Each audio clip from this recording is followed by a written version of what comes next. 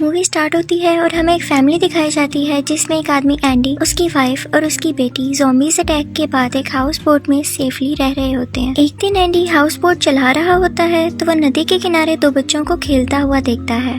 Andy उन दोनों को देखकर खुश होता है और वेव करता है, लेकिन उन बच्चों के बाप को यानी फादर को वो चीज अच्छी नहीं लगती और वो अपनी गन निकालकर एंडी को दिखाता है, जिसको देखने के बाद एंडी अंदर चला जाता है। रात को एंडी और उसकी वाइफ आपस में बातें कर रहे होते हैं। अब उनके पास बोट में सिर्फ 3 वक्त का खाना रह गया था, जिसकी वजह से उसकी वाइफ उसे कहती है कि हमें बोट छोड़कर एक टाउन में जाना चाहिए ताकि वो लोग खाना ला सकें। वो टाउन उधर से 30 से 40 किलोमीटर दूर था, लेकिन एंडी कोई भी रिस्क नहीं लेना चाहता था, इसीलिए वो अपनी वाइफ को मना कर देता है, क्योंकि जाहिर है ऐसी सिचुएशन में ग्राउंड पर जाना सेफ नहीं था और वो सेफली अपनी बोट में ही रहना चाहता था। नेक्स्ट डे जब एंडी जागता है तो उसे एक टूटी हुई बोट दिखाई देती है। वो उस बोट पर जरूरी सामान और खाना ढूंढने चला जाता है। जब वो खाना ढूंढ रहा होता है तो उसे बोट के अंदर से कुछ आवाजें सुनाई देती हैं। एंडी कुछ सामान उठाकर जल्दी से अपनी बोट में वापस आ जाता है। लकीली एंडी को उस बोट में से 3 महीने का खाना मिल चुका था। वो दोनों इस बात से बहुत ज्यादा खुश थे और उसकी वाइफ एंडी से कहती है कि आप थोड़ी देर रेस्ट कर लें, और फिर वो उस बोट से कुछ और सामान लेने के लिए चली जाती है। वहाँ पर एक ज़ॉम्बी अनलकीली उस पर अटैक कर देता है। जब एंडी सोकर उठता है और अपनी बेटी को प्यार कर रहा होता है तो उसके बाद उसे बोट के फ्लोर पर खून के निशान नजर आते हैं। उसे पता चलता है कि उसकी वाइफ को ज़ॉम्बी ने काट लिया है। इसका ये मतलब था कि 48 आवर्स के बाद उसकी वाइफ ज़ॉम्बी में बदल जाएगी। लेकिन एंडी को इस बात पर यकीन नहीं आ रहा था और वो बहुत परेशान हो जाता है। वो अभी भी ये सोच रहा था कि उसकी वाइफ ठीक हो सकती है। इसी वजह से वो अपनी वाइफ और बेटी के साथ बोट छोड़कर जमीन पर यानी ग्राउंड पर आ जाता है ताकि वो अपनी वाइफ को हॉस्पिटल लेके जा सके। थोड़ा आगे जाते ही उनको रास्ते में एक कार नजर आती है। जब एंडी कार में फ्यूल डाल रहा होता है तो एक ज़ॉम्बी वहाँ पर आ जाता है। एंडी उसको फौरन से देख लेता है और कार लेकर वहाँ से निकल जाता है। कुछ देर बाद उसकी वाइफ कार रुकने पर कार से उतरती है कि वो अपनी छोटी बेटी का डायपर चेंज कर सके, लेकिन वहीं पर उसकी तबीयत बहुत ज्यादा खराब हो जाती है और वो जमीन पर गिर जाती है। जब उसको होश आता है तो एंडी से कहती है कि वो उसको यहीं पर छोड़कर चला जाए और चिल्लाने लगती है, क्योंकि उसे ये डर था कि वो जल्द ही ज़ॉम्बी में बदल जाएगी और वो एंडी और अपनी छोटी बेटी को इन्फेक्टेड कर देगी। लेकिन एंडी को अपनी वाइफ से बहुत प्यार था। वो उसे कार में बिठा देता है और डोर हैंडल तोड़ देता है ताकि वो बाहर ना जा सके। वो कुछ ही दूर जाते हैं कि उनकी कार के सामने एक ज़ॉम्बी आ जाता है। एंडी डर जाता है और डिस्ट्रैक्ट होकर कार को एक दरख्त के साथ हिट कर देता है। जब एंडी को होश आता है तो वो देखता है कि उसकी वाइफ ऑलरेडी ज़ॉम्बी बन चुकी है। एंडी अपनी छोटी बेटी को लेकर कार से बाहर जाने ही लगता है कि उसकी वाइफ उसे भी काट लेती है, जिसकी वजह से एंडी भी इन्फेक्टेड हो जाता है। लेकिन कुछ एफर्ट के बाद वो अपनी छोटी बेटी को कार से बाहर निकाल लेता है और रोने लग जाता है। लेकिन उसे अपनी छोटी बेटी के लिए हिम्मत करनी थी और वो खुद को हौसला देता है और अपनी वाइफ की स्टॉपवॉच उतार के खुद पहन लेता है ताकि वो 48 आवर का टाइमर लगा सके। और यहाँ से उसका ज़ॉम्बी बनने का काउंटडाउन शुरू हो जाता है। अब वो अपनी छोटी बेटी को लेकर पैदल चलना शुरू हो जाता है। अभी वो कुछ ही दूर चला होता है कि उसको वही ज़ॉम्बी दिखता है जिसकी वजह से उसकी कार ट्रक के साथ हिट हुई थी। एंडी उस ज़ॉम्बी से अपनी बेटी को और खुद को बचाने की कोशिश कर रहा होता है कि तभी वहाँ पर एक लड़की आ जाती है। उसका नाम टूमी होता है। वो कहती है कि मेरे डैड को कुछ मत करो और उससे दूर रहो। वो एक छोटे से पत्थर से अपने हाथ पर कट लगा लेती है जिससे खून आने लगता है और उसके डैड उसकी खून की स्मेल को फॉलो करते हुए उसके पीछे पीछे चले जाते हैं। उसके बाद एंडी उसी टाउन में चला जाता है जिसके बारे में उसकी वाइफ ने उसे बताया था। एंडी वहाँ के एक टाउन के स्कूल के अंदर एंटर हो जाता है। वहाँ वो एक टीचर से मिलता है। वो टीचर बहुत अच्छी होती है और एंडी के जख्म पर बैंडेज करती है। वो उससे कहती है कि तुम यहाँ पर नाइट स्टे कर सकते हो, यानी रात रह सकते हो।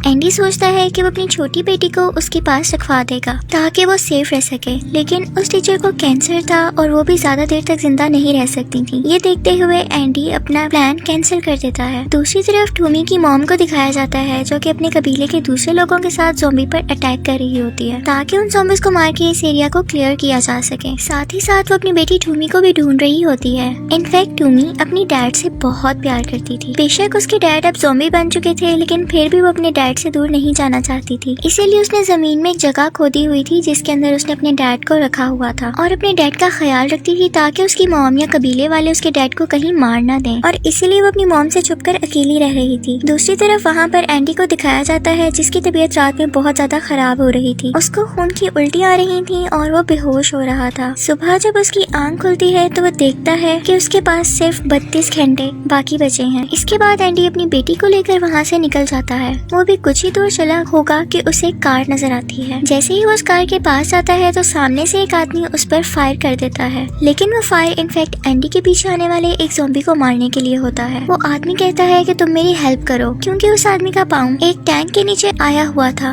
वो एंडी को कार कीज देता है और कहता है कि इसकी हेल्प से तुम ये टैंक हटा दो, और एंडी वो टैंक खींचकर हटा देता है। वो आदमी एंडी को अपने शेल्टर होम में ले आता है, जहाँ वो अपनी बीवी के साथ रह रहा था। थोड़ी देर बाद वो आदमी एंडी को अपने साथ चलने के लिए कहता है, ताकि वो एंडी को दिखा सके कि वो क्या काम करता है, ताकि वो खुद को ज़ॉम्बी से सेफ रख सके। वो दिखाता है कि वो इंसानों को एक केज में बंद करके ज़ॉम्बीज के लिए एक चारे की तरह यूज करता है, कि वो ज़ॉम्बीज को अट्रैक्ट कर सके और उन्हें शूट कर सके। ज़ॉम्बीज को मारने के बाद वो उनकी कीमती चीजें कलेक्ट कर लेता है, कि कल को अगर सिचुएशन बेहतर होती है तो वो इनको यूज कर सके। एंडी देखता है कि उस केज में टूमी भी होती है और दूसरी तरफ एक ओल्ड मैन भी होता है। एंडी को ये सब ठीक नहीं लग रहा था, लेकिन उसके पास कोई दूसरी चॉइस भी तो नहीं थी कि जहाँ उसकी बेटी सेफ रह सके। जब एंडी वापस शेल्टर होम में आता है तो वो देखता है कि उसकी बेटी उस आदमी की वाइफ के साथ ठीक से रह रही है, तो वो देखकर सेटिस्फाई हो जाता है और खुद को शूट करने लगता है, ताकि वो सब उससे सेफ रह सके, क्योंकि अब उसके पास ज्यादा टाइम नहीं बचा था। तभी वहाँ पर उस आदमी की वाइफ आ जाती है और उससे कहती है कि ऐसा मत करो। वो उसे बताती है कि तुम्हारी बेटी उस आदमी के पास जिसका ये शेल्टर होम है बिल्कुल भी सेफ नहीं रहेगी, वो बिल्कुल भी अच्छा आदमी नहीं है। वो बताती है कि वो तो मेरा हस्बैंड भी नहीं है, बल्कि उसने तो मेरे हस्बैंड को ज़ॉम्बीज के हाथों मरने के लिए छोड़ दिया था, और उसने तभी से इसको किडनैप करके यानी कैद करके रखा हुआ है। तभी वो आदमी उसको ढूंढते हुए वहाँ पर आ जाता है और उन दोनों की बातें सुन लेता है, और वो फिर एंडी के सिर पर राइफल मारकर उसे बेहोश कर देता है और टूमी के साथ ही उसको एक ही केज में बंद कर देता है। तो वो टूमी से कहता है कि तुम मेरी मदद करो